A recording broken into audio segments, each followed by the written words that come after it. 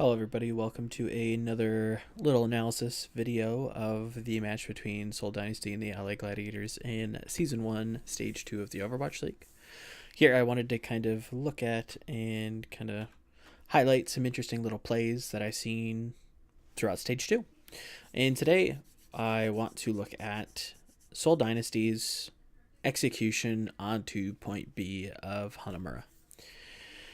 What's interesting and what's very impressive about this particular execute is the coordination and the execution involved in taking this point. We're going to look at very clean, very textbook ways of kind of overpowering your opponent with the game state that, Seoul is playing within, right? So, that being said, let's take a look at the game state. There's only a minute 11 left on the clock. Both teams have quite a bit of ultimates to work with. Seoul's running about 6. London's, roughly 4.5. And Seoul's win condition is only 1 tick of the control meter, which is very, very important here. And we'll kind of return to that once we continue on in the VOD. Excuse me. Now, the idea here with Hanamura B, if I pull up my fancy pants marker, is that Seoul wants to control the high ground up here, right? It's kind of hard to see, but this high ground, right? This little high ground up here.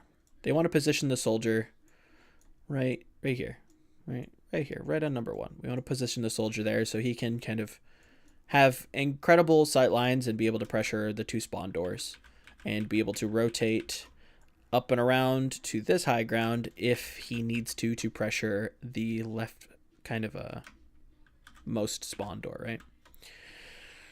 The hardest part about Hanamura is pushing through this little choke of doom that we'll see here in a moment.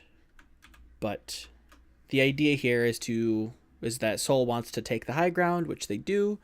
Fled is going to kind of engage turret mode and just sit up on the high ground and pressure from above.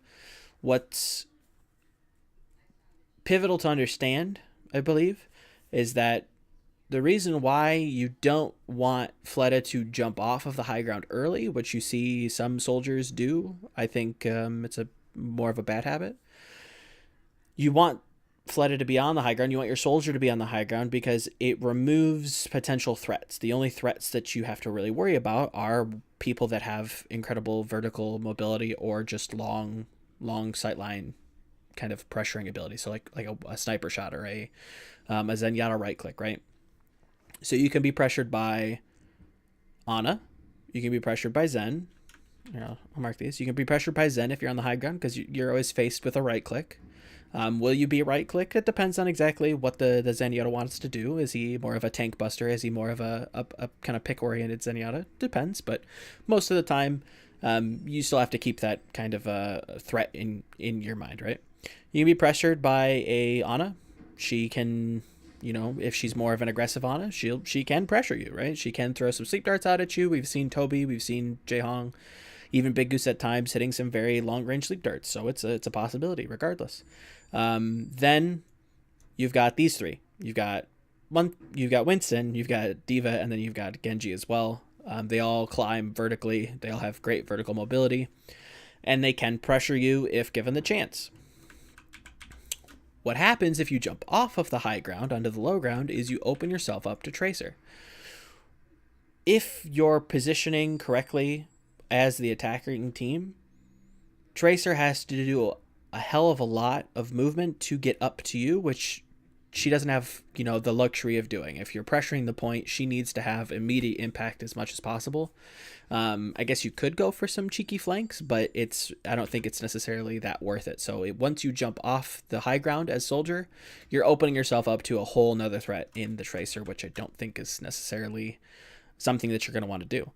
Instead, what, a soldier could do is, again, wrap around the side, go up on the kind of 3rd story, if you want to kind of call it that, which allows them to pressure from the high ground, but from a different angle. Maybe possibly that could be more beneficial for them depending on who's alive, where the Zenyatta is positioning, where the Ana's positioning, stuff like that. Now, in terms of execution, we are going to jump into the VOD here, and right now is the kind of first chapter of this really interesting execution, or the very textbook execution that Seoul's going to kind of put on for us. In the kill feed, we see that Hydration gets picked by Fleta, and immediately after the pick happens, Fleta pops Tactical Visor. Why he pops Tactical Visor is kind of an evaluation of value and what ultimates have value here, right? So Seoul knows the game state. So does LA. Seoul has the better positioning. They have the high ground. You know, it's something that LA would like to have, but unfortunately they don't, for the myriad of circumstances why they don't, right? It's not really worth it to get into it. We're kind of focusing on Seoul. So Seoul has the high ground. They have the better positioning in this scenario. So they're going to be able to take trades a little bit more favorably when it comes to just what the kind of core definition of trade is, right? Like, I'm going to give you this, you're going to give me that, right? So the idea here is Fleta is going to give a very low cost ultimate, or low value. We'll kind of define it as that. So Tac Visor in this scenario is kind of a low value ultimate. D.Va's alive. There's really no reason to Tac Visor into her, and they probably know. I can guarantee you that Seoul knows that Shaz has Transcendence. What they're trying to do is they're trying to get Shaz to pop Transcendence, and he does. So they trade Tac Visor for Transcendence. Why that's a good trade is because Transcendence and Sound Barrier are probably the best support, the best ultimates in the game right now in terms of just overall value that you give your team. As long as you're using them in the correct scenarios and the correct positioning, should be great, right? Should be some amazing ultimates. Saves you team fights. You can engage with them if you decide to do that. I don't particularly vouch for that, but some teams like to do it. But nonetheless, great trade. Kind of the first step in this plan, right? Now, again, big concept here is placing Soldier and Zenyatta on this high ground. They have amazing sight lines. I mean, you can see it here. They have all of this to kind of shoot from. Again, if Fleta kind of positions over this way just a little bit more, you even get a bigger picture of what I'm trying to kind of show you. And this has been kind of staple since, probably, I don't know, pretty much forever.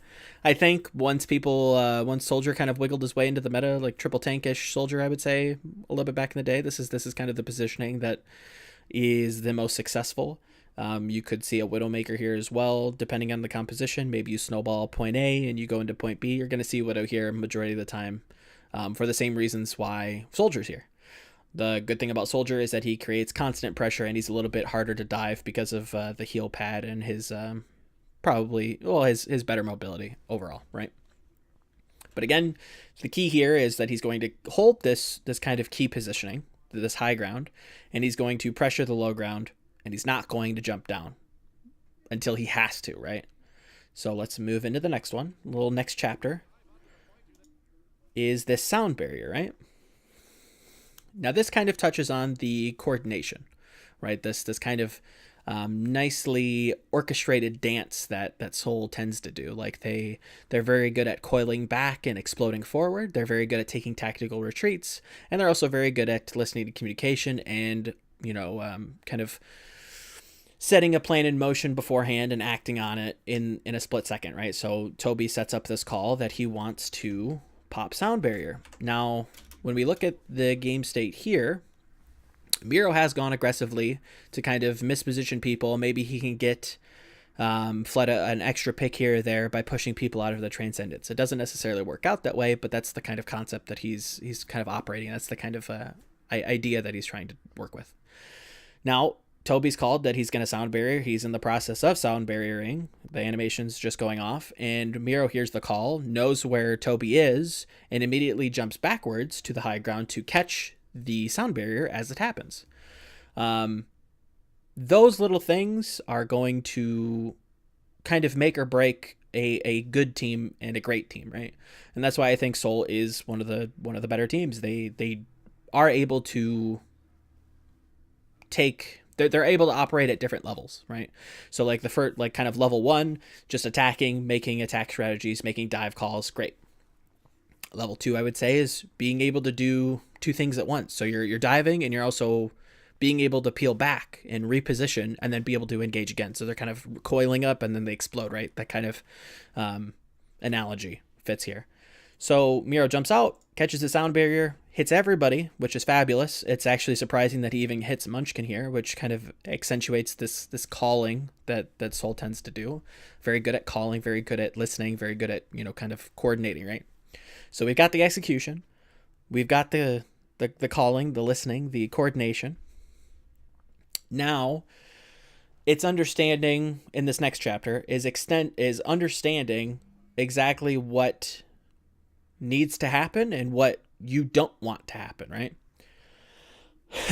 So as we play this out, we're going to see that hydration does respawn. It's inevitable, he's going to respawn. But what Seoul understands is that he has the Dragon Blade, which is the only threat to them losing this high ground right here. Because Genji does operate more vertically than pretty much any other flanking hero in the game currently, I would say. Obviously, Pharah could be argued, but, kind of hard to run Pharah on Hanamura B. Now, hydration is going to pressure Fleta, and I want to kind of show you exactly what the call is here. Bishu tries to pressure him, forces a remake. It's a little bit of an aggressive positioning, but here comes hydration, right? So now, if we look at the game, Seoul has 3 picks, which is pretty much prime time.